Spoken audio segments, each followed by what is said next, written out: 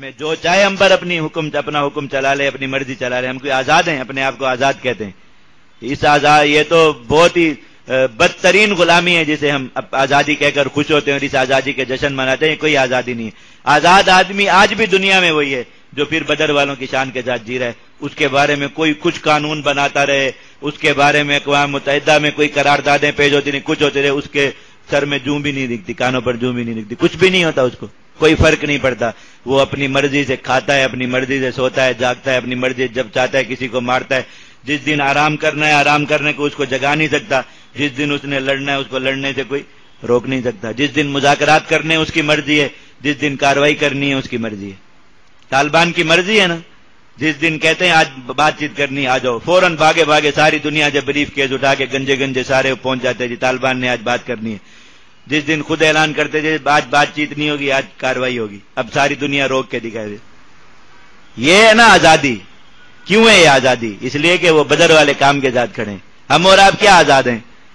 ہر کام سے پہلے بھی پوچھنا ہے، بعد میں بھی پوچھنا ہے، گھر سے لے کے باہر تک ہر جگہ پہ غلام ہی غلام ہے. اللہ تعالیٰ نے بس وہ اللہ تعالیٰ کے اس سے ہٹے اطاعت سے، بیوی سے لے کے عمران خان تک ہر کسی کی اطاعت ہمارے ذمہ لازم ہے. ہر بات ماننی صبح سے لے کر شام تک، اور کوئی اپنی مرضی کا کام جو ہے وہ نہیں کر سکتے دنیا میں. اور وہ ان کی مرضی ہے. دیکھیں دنیا سے انہی کے پیسوں پر جہازوں میں گھومتے ہیں، انہی سے پاسپورٹ لیتے ہیں، انہی سے ٹکٹیں لیتے ہیں، انہی کے خرچے ہوئے 5 اسٹار ہوٹلوں میں رہتے ہیں. جس دن مرضی آتی ہے کسی کیمپ وہ اس پہ کارروائی کر دیتے ہیں، کسی دن ان کا کانوائے اڑا دیتے ہیں. کوئی انہیں یہ نہیں پوچھ سکتا کہ حضرت آج مذاکرات کیوں کر رہے ہیں. بھائی ہماری مرضی ہے آج مذاکرات کر رہے ہیں. اور کوئی ان کو یہ نہیں پوچھ سکتا کہ آج کارروائی کیوں کر رہے ہیں، مرضی ہے کارروائی کر رہے ہیں.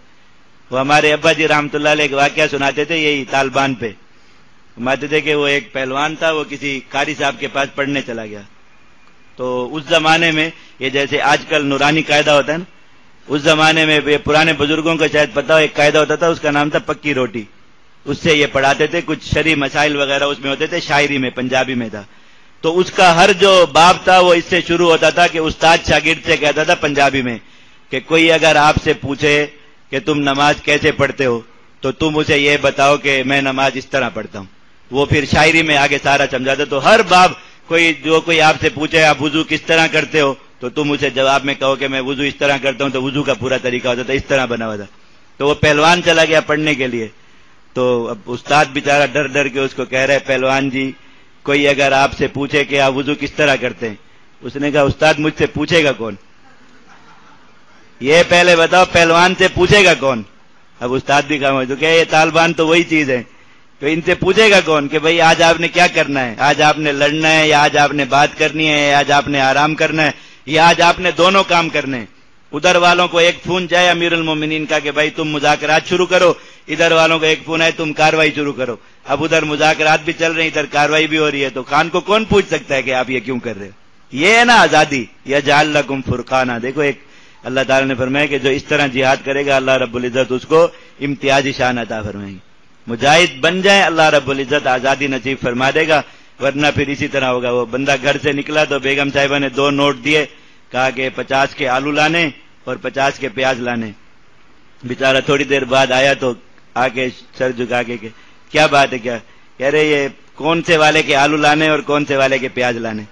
تو یہی زندگی رہ جائے گی باقی کے، کون سے نوٹ کے آلو لاؤں اور کون سے نوٹ کے پیاز لاؤں. اللہ تعالیٰ پھر یہی ہر کسی کی اطاعت کریں گے. ایک اللہ کی اطاعت کریں، جہاد کریں، اللہ تعالیٰ ہر کسی کی غلامی سے نجات عطا فرما دیں گے.